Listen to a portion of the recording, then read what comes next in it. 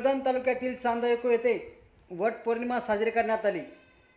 वट पौर्णिमेच्या दिवशी वडाचे पूजन करून 7 फेऱ्यांशी जीवनीय धागा त्या वडाला समर्पित करत असतात व पतीच्या दीर्घायुष्यासाठी देवाला साकडं घालीत असतात।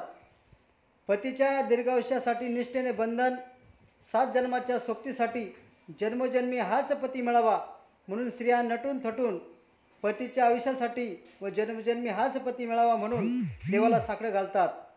म्हणून वट पौर्णिमेच्या दिवशीचा हा सण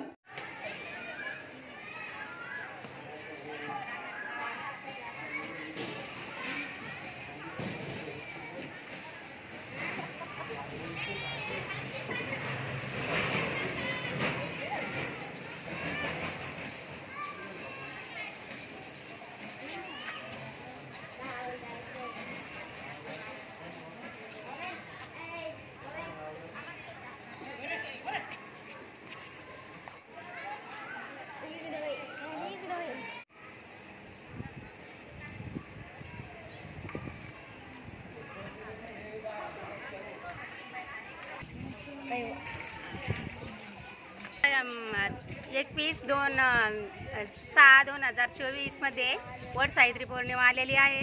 तर सगळ्या गावातल्या महिला खुशीनं आपल्या वडाला पूजा करत असताना आपल्या नवऱ्यासाठी दीर्घ आयुष्य मागत आहे।